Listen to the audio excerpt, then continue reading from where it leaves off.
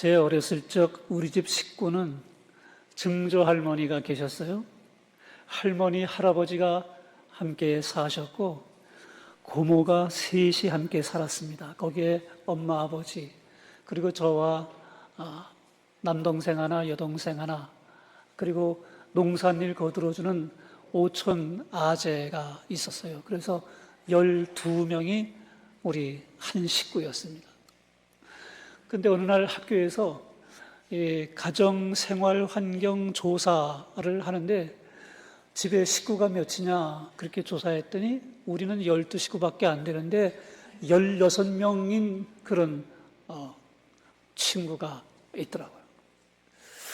지금은 할머니, 할아버지를 모시고 사는 3대가 함께 모여 사는 가정도 거의 찾아보기 쉽지 않을 정도로 기껏해야 엄마, 아버지, 그리고 자녀 이 정도쯤 함께 사는 게 현대 사회의 가정이 되었습니다. 여러분, 전업주부라는 말이 무슨 말인지 아시지요? 다른 직장 가지지 않고 가정 살림만 도맡아서 하는 주부를 가리켜 전업주부라고 하잖아요. 근데 요즘에는 전업자녀라는 말이 생겼어요. 전업자녀. 들어보신 적이 있나요? 이 전업자녀라는 것은 부모와 함께 살면서 가사를 돕는, 다른 직장 갖지 않고 부모가 주는 생활비 받아 쓰면서 그냥 집안에 필요한 살림살이를 하는 자녀를 가리켜 전업자녀라고 이름을 붙였다는 거예요. 그러니까 저 어렸을 적 12명 모여 살던 그런 가정에 비하면 지금 이 현대사회의 가정 형태가 아주 많이 달라졌구나라는 걸 알 수가 있습니다. 그런데 약 2000년 전 사도 바울이 오늘 이 함께 봉독한 고린도전서 이 편지를 쓸 당시의 고린도 사회 역시 만만치 않게 복잡하고 혼란스러운 그런 상황이었습니다. 고린도 교회가 위치한 이 고린도는 항구 도시고 상업 중심지여서 물질적으로는 매우 풍요로웠고 다양한 인종들이 모여 사는 그런 아주 번창한 도시였는데 영적으로 또 성적으로는 극도로 문란한 도시였고 결혼의 신성함이 무너지고 가정은 이 퇴폐 문화로 인해서 가정을 지키기가 쉽지 않은 그런 상황 가운데 있던 때가 바로 이 고린도 전서 편지를 쓸 그 당시의 시대 상황이었던 겁니다. 이런 시대 배경 속에 사도 바울은 고린도 교회 성도들에게 결혼과 독신 그리고 아내와 남편의 관계에 대해서 현실적이면서도 영적인 꼭 필요한 교훈을 권면하고 있는 것을 볼 수 있습니다. 요약하면 오늘 설교 본문 제목이 되는데 오늘 성경 본문 설교 본문 제목을 이치에 합당하게 흐트러짐이 없이라고 정했어요. 다 함께 한번 따라해 보겠습니다. 이치에 합당하게 흐트러짐이 없이. 예, 이렇게 앞부분만 잘랐는데 뒤에 부분은 주를 섬기게 하려 함이라 라는 문장이 들어가야 더 정확한 완성된 문장이 됩니다. 이치에 합당하게 그리고 흐트러짐이 없이 주를 섬기게 하게 하기 위해서 독신에 관해서 결혼에 관해서 또 이 부부가 함께 어떻게 가정을 꾸려야 되는지에 대해서 사도 바울이 고린도에 편지를 한 겁니다. 함께 25절로 31절 본문 함께 화면 보고 함께 같이 봉독해 보겠습니다. 처녀에 대하여는 내가 주께 받은 계명이 없으되 주의 자비하심을 받아서 충성스러운 자가 된 내가 의견을 말하노니 내 생각은 이것이 좋으니 곧 임박한 환난으로 말미암아 사람이 그냥 지내는 것이 좋으니라. 내가 아내에게 매였느냐 노이기를 구하지 말며 아내에게서 노였느냐 아내를 구하지 말라. 그러나 장가가도 죄 짓는 것이 아니요 처녀가 시집가도 죄 짓는 것이 아니로되 이런 이들은 육신의 고난이 있으리니 나는 너희를 아끼노라. 형제들아 내가 이 말을 하노니 그 때가 단축하여진 거로 그 후부터 안에 있는 자들은 없는 자같이 하며 우는 자들은 울지 않는 자 같이 하며 기쁜 자들은 기쁘지 않은 것 같이 하며 매매하는 자들은 없는 같이 하며 세상 물건을 쓰는 자들은 다 쓰지 못하는 같이 하라. 이 세상의 외형은 지나감이니라. 아멘. 바울이 먼저 말한 내용은 임박한 환난과 세상의 유한함을 경고하면서 결혼을 하든 하지 않든 세상 형편의 마음을 뺏기지 말라, 이걸 권면한 겁니다. 당시 고린도 교회 성도들은 극심한 박해가 있었고 종말론적인 긴장감 속에 살고 있었습니다. 오늘 본문에도 29절에 단축하여 진고로 라는 단어가 나오고 31절에는 이 세상의 외형이 지나감이니라 라고 말씀을 합니다.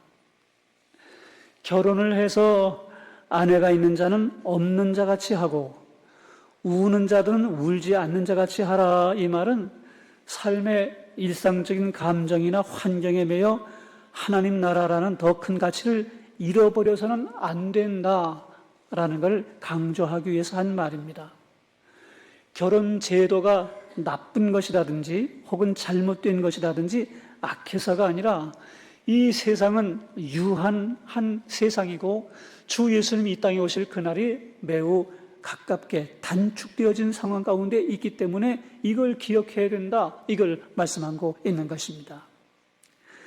이 단축하여졌다 그 말은 항구에 들어서는 배가 돛을 접다라는 뜻에서 나온 말이에요. 돛을 접는다는 건 이제는 더 이상 항해를 하지 않는 시간이 됐다라는 걸 말씀하는 거죠. 주 예수님 다시 오실 그날이 코앞에 이르렀다. 이제는 삶을 복잡한 상황 가운데 있는 모든 것들을 정리하고 주 예수님 다시 오실 그날을 바라보는 그 시간이 지금 바로 이 시간이다. 이걸 단축하여 진고로, 그런 단어를 써서 표현한 것입니다. 외형은 지나감이니라라는 그 외형이라는 말은 스케마라는 말인데 외관이라는 뜻도 되고 외형이라고도 번역하지만 일시적인 형태를 말합니다. 이 세상의 정치, 경제, 문화, 심지어는 결혼 제도까지도 영원한 것이 아니라 언제든 지나가는 무대 배경과 같은 거라는 거예요. 여러분, 천국은 우리가 지금, 저는 선종옥이라는 여자하고 함께 살고 있는데 천국에 가서도 제가 선종옥이라고 하는 여자하고 부부로 살까요? 아니면 하나님과의 관계성에서 개별적으로 이렇게 전체 성도들과 함께 공동체를 이루어 살까요? 이미 다 제가 말씀 중에 답을 드린 것처럼 이 땅에서의 가족관계는 이 땅에서의 함께 사는 동안 유한한 것입니다. 천국에서는 우리 모두가 다 함께, 지금도 이 땅에서도 우리가 아산천옥교회 공동체라고 하는 공동체 안에 한 가족 한 가족 그러지만 천국에서는 지금보다 훨씬 더 가까운 가족관계로 전체가 다 함께 사는 거예요. 아이고 잘됐다. 내가 우리 남편하고 사느라고 얼마나 고생인데 천국에 가서 따로따로 산다니 잘됐다. 그런 분 계시면 회개하셔야 돼요. 이 땅에서도 행복하게 사시고 하나님 나라에서도 온 성도들과 지금 현재 함께 살고 있는 가족들과 더불어 함께 어디서든 행복하게 천국을 사는 여러분들 다 될 수 있길 주의 이름으로 축복합니다. 아멘. 2차 세계대전 당시에 수많은 유대인이 갇혀서 목숨을 잃었던 아우슈비츠 강제 수용소의 어두운 시멘트 벽에 비참하게 죽어간 유태인들이 손톱으로, 돌멩이로 거기에 많은 낙서 그리고 간절한 기도의 제목 이런 것들 거기다 써놓은 게 발견됐어요. 그 중에 어떤 낙서의 내용에 이렇게 써 있었습니다. 우리는 주 예수께서 다시 오실 것을 믿는다. 단지 그분의 도착이 조금 늦어지고 있을 뿐이다. 이렇게 거기에 기록이 되어 있었어요. 언제 가스실로 끌려갈지 모르는 극한의 고통과 죽음의 공포 앞에서 지금 당장 내가 언제 잡혀가서 끌려가서 가스실에서 목숨을 잃지 모르는 외형적인 그런 이 상황 가운데 있는데 거기에 눌리지 않고 다시 오실 메시아 예수 그리스도를 고대하면서 그 믿음을 고백한 사람들이 거기에 그런 낙서를 남긴 거예요. 사도 바울이 고린도 교회 성도들에게 원했던 삶이 바로 이겁니다. 세상에서 조금 잘 산다고 교만할 것도 없고, 조금 가난하다고 우는 일이 있다고 해서 영원히 절망할 일도 아니에요. 이 세상 무대 배경은 곧 금방 지나갈 것이기 때문에 그렇습니다. 그러므로 우리가 늘 마음에 새겨야 될 것은 세상 형편에 매이지 않고 주 예수님 다시 오실 그날을 소망하며 종말론적 삶을 사는 신앙, 이게 경건한 신앙생활이 되는 것입니다. 저와 여러분 모두가 이런 믿음 갖게 되길 주의 이름으로 축복합니다. 아멘. 고린도전서 7장 32절 35절 함께 봉독해 봅니다. 32절. 너희가 염려 없기를 원하노라. 장가가지 않는 자는 주의 일을 염려하여 어찌하여야 주를 기쁘시게 할까 하되, 장가간 자는 세상 일을 염려하여 어찌하여야 아내를 기쁘게 할까 하여, 마음이 갈라지며 시집가지 않은 자와 처녀는 주의 일을 염려하여 몸과 영을 다 거룩하게 하려 하되, 시집간 자는 세상 일을 염려하여 어찌하여야 남편을 기쁘게 할까 하느니라. 내가 이것을 말하면 너희의 유익을 위하며 너희에게 올무를 놓으려 함이 아니니, 오직 너희로 하여금 이치에 합당하게 하여 흐트러짐이 없이 주를 섬기게 하려 함이라. 아멘. 사도 바울이 오늘 본문에서 두 번째 하는 말씀은 독신과 결혼의 장단점을 비교하면서 어떤 상태에 있든지 염려를 주께 맡기고 마음의 순결, 믿음의 순결을 지킬 걸 강조하고 있습니다. 결혼한 자와 장가가지 않은 자의 차이를 설명했는데, 장가가지 않는 자는 어찌하여야 주를 기쁘시게 할까, 이걸 염려하지만 장가간 사람은 어찌하여야 아내를 기쁘시게 할까 해서 마음이 갈라진다고 말씀하고 있어요. 사도 바울은 자기나 혼자 살면 혼자 살았지 왜 이렇게 결혼을 나쁜 뉘앙스가 풍기는 비하하는 듯한 그런 말을 했을까, 이렇게 오해하면 안 돼요. 결혼을 비하하는 것이 아닙니다. 부부관계의 중요성을 인정하면서도 결혼 생활이 주는 현실적인 책임과 염려 때문에 하나님을 향한 집중력이 흔들릴 수 있고 흐려질 수 있다는 것을 현실적으로 지적한 거예요. 그러니까 혼자 살든 독신으로 살든 결혼해서 두 사람이 부부로 살든 우리 주님을 사랑하고 주님이 다시 오실 그날을 고대하고 믿음이 흔들리지 않게 그렇게 준비해서 하나님 앞에 믿음의 삶을 사는 거, 이게 신앙인으로서 바른 삶이다라는 걸 강조한 것입니다. 저를 주례한 분이 오늘 우리 예배에 참석하지 못했는데 우리 김재훈 목사님이 저 결혼식을 주례했어요. 결혼식 주례하는데 말씀을 길게 하셨어요. 근데 그 길고 많은 말씀 중에 제가 지금도 기억하는 딱 한마디가 있어요. 주례사 중에. 우리 주례 목사님이 뭐라고 그러셨냐면, 신랑 신부 두 사람은 한 자리에 나란히 서서 주 예수님을 같은 시선에서 바라보며 한 걸음 한 걸음 인생을 살아나가는 것이 결혼 생활이다, 이렇게 말씀하셨어요. 결혼한 사람은 두 사람이, 신랑 신부 두 사람이 한 자리에서 나란히 서서 같은 시선으로 주 예수님 바라보며 인생 걸음 한 걸음 걸어가는 거, 이게 결혼 생활이라고 말씀해 주셨어요. 그 결혼식 하는 날 정신없잖아요. 사람들은 복잡하고 누가 왔는지 안 왔는지 막 상황이 이런데 주례사 기억할 여가가 없는데, 저는 그 말씀이 지금도 내 마음속에 남아있어요. 그만큼 저한테 중요한 말씀으로 들렸던 거죠. 오늘 사도 바울이 고린도 교회 성도들에게 하고 있는 말씀도 동일한 말씀이에요. 독신으로 혼자 살든 또 부부로 함께 남편과 아내가 더불어 함께 살든 주 예수님 바라보며 믿음의 삶을 살되 흐트러짐이 없이 이치에 합당하게 행하며 우리 주님 바라보는 믿음의 삶 살아라, 그렇게 권하고 있는 것입니다. 이치에 합당하게라는 단어가 헬라어로 유스케몬이라는 단어인데, 하나님 보시기에 단정하고 품이 있으며 질서 있는 삶의 태도를 이치에 합당하게 유스케몬이라는 단어를 썼어요. 여러분 그렇게 될 수 있길 주의 이름으로 축복합니다. 아멘. 이렇게 사람들 사는 걸 보면 부부지간에도 마찬가지고 어디 가서 사람들과 관계 속에서 대화를 해도 마찬가지인데 참 말을 해도 품위 있게 야 어쩜 저렇게 멋지게 예쁜 말을 할까 이런 분이 있는 반면에 어떤 분은 바른 말을 하긴 하는데 싸가지 없게 들리는 말하는 저렴하게 들릴 수밖에 없는 그런 표정, 그런 언어를 구사하는 사람들이 있어요. 예수 믿는 사람들은 그렇게 하면 안 돼요. 예수 믿는 사람들은 단정하게 하고 품위 있게 하고 질서 있게 하고 특별히 우리 부부가 함께 믿음의 삶 살게 될 때 그렇게 행하면서 함께 주님을 바라보는 믿음의 삶 살아라. 이걸 사도 바울이 권면하고 있는 말씀이라는 것입니다. 세 번째 교훈 36절로 40절 함께 봉독합니다. 36절 그러므로 만일 누가 자기의 약혼녀에 대한 행동이 합당하지 못한 줄로 생각할 때에 그 약혼녀의 혼기도 지나고 그같이 할 필요가 있거든 원하는 대로 해. 그것은 죄 짓는 것이 아니니 그들로 결혼하게 하라. 그러나 그가 마음을 정하고 또 부득이한 일도 없고 자기 뜻대로 할 권리가 있어서 그 약혼녀를 그대로 두기로 하여도 잘하는 것이니라.